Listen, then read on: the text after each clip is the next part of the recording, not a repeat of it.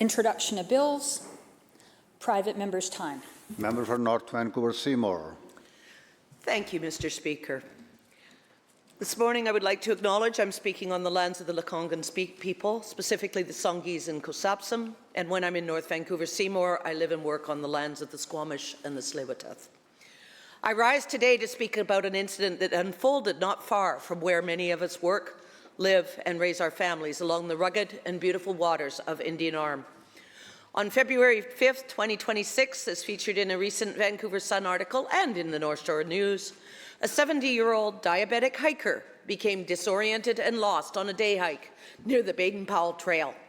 What began as a routine excursion quickly escalated into a dangerous ordeal. As after he ended up on the rocky shoreline, he attempted to paddle a kayak that he found without a life jacket and flipped into the frigid waters of Indian Arm. A nearby boater, a 23-year-old Emma Elvin, was finishing up her workday as a small vessel captain, responsible for a water taxi in Indian Arm. As she enjoyed the winter sun at the dock by her home cabin, she heard the man and spotted him in the water near a submerged kayak. She did not hesitate. She got back on her boat and reached him within seconds. Clinging to a rope on a dock, the man was breathless, speechless, and in shock.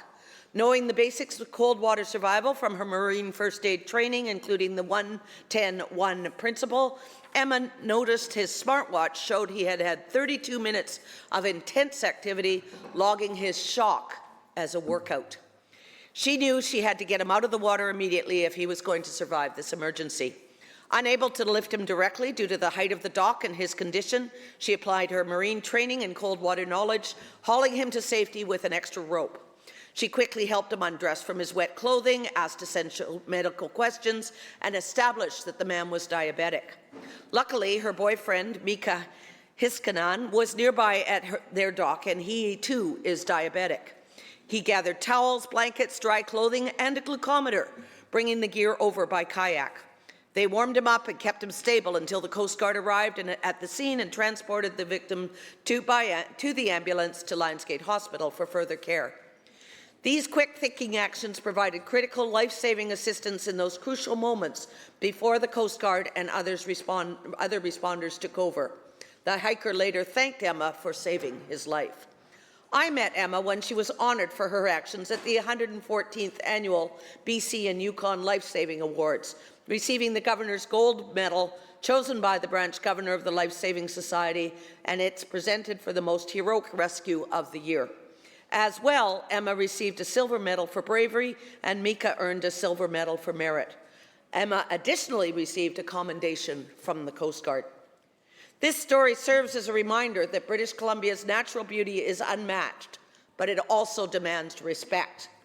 As well, when things go wrong, we are extremely fortunate to have skilled and dedicated individuals like Emma who are willing and able to step up and help.